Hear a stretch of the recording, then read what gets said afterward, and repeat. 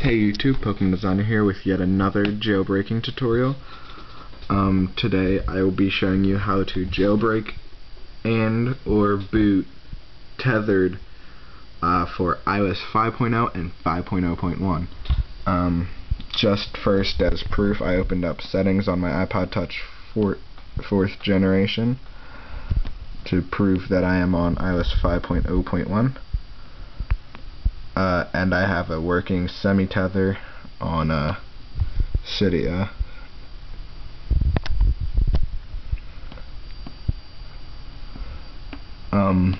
But the programs you're going to need are Red Snow for whatever Windows or Mac, 0.9.9b9b. I'll put a download link for that in the description, and your firmware for whatever device you have. I'm only going to be showing iPod Touches, and well, this will work for pretty much everything except for the iPhone 4S and iPad 2, and I don't know how to make a custom IPSW, so don't ask, but here's proof that I'm running it. So first off, what you're going to want to do is you just turn off your iDevice. Just like, but you gotta make sure it's plugged in. I forgot to mention that. And while that's turning off, you're gonna go ahead and boot up Red Snow. And I have no idea where that's going to open. Oh, open on this side. Now you have extras and jailbreak. First, you want to make sure you go to extras right away and hit select IPSW. And you're going to locate wherever you put your firmware. I'm going to use my iPod 4 5.0.1. It'll say it got it. And then for you guys would go into jailbreak, let it do it would prepare the kernel and whatnot.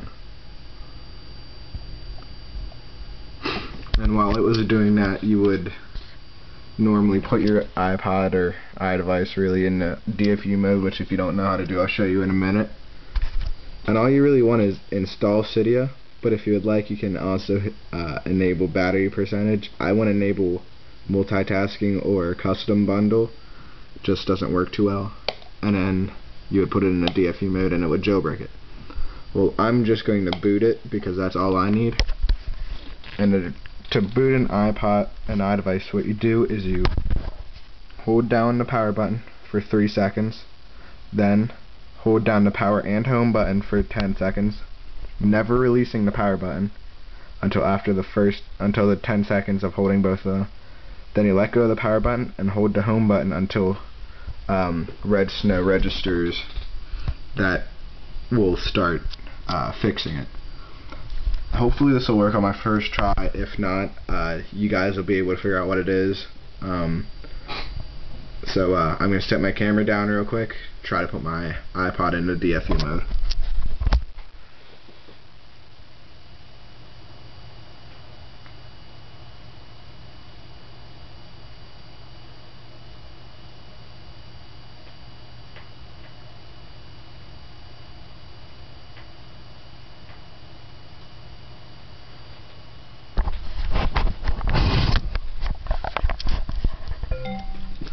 If it connects, it'll just pop up like that, and it'll exploit it with Flame Ray and whatnot.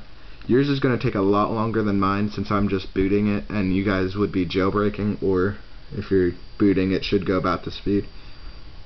But fair warning, make sure your computer was freshly booted, or you haven't been running any programs such as a large game like World of Warcraft. It will cause Red Snow to crash, and if it does crash, you can either close Red Snow, reopen, and then redo the process. It won't harm your device. You just got to set it, try to get it back on by holding the power and home button for 10 seconds and then letting go of both. And then just redoing it. If it doesn't work again, restart your computer. But if you're just rebooting, you're going to get the Apple logo right away, and then it'll just reboot and it'll be re-jailbroken. But if you're just jailbreaking your iPod for the first time, you'll get a giant list of codes. It'll take a while, and it'll reboot once or twice, I forget how many times. And then once you get it saying done and the rest of it whatnot, you just go ahead, close out of Redsnow, say completely safe, and wait for iDevice to reboot.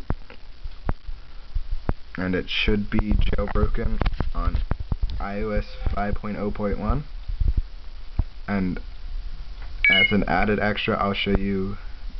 I'll put the link in the source in the description. But I'll put it down there. All you do is it's got just the one app, the SemiTether app. When you open it up, it'll just check to see if you're SemiTethered or not. If not, it'll say fix, do not reboot, fix, or something like that.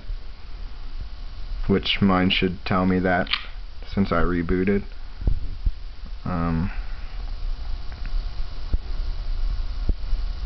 You're gonna have remember it's a Cydia source, not a source you can just download and install to your iPod. It'll scan.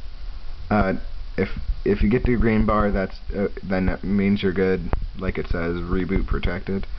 If you get a red bar, it'll have a little thing, reapply SemiTether. You just tap that and give it a second. It'll do this, and then you can just go ahead and close out, and then you're reboot protected.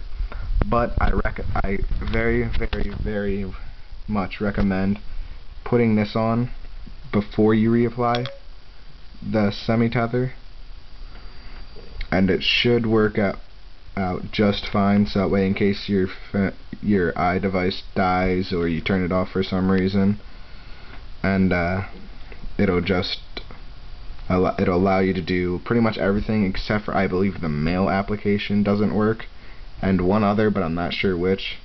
But this one at least allows you to use Safari. So thanks for watching. Hope this helped a lot of you jailbreakers out there, and stay tuned.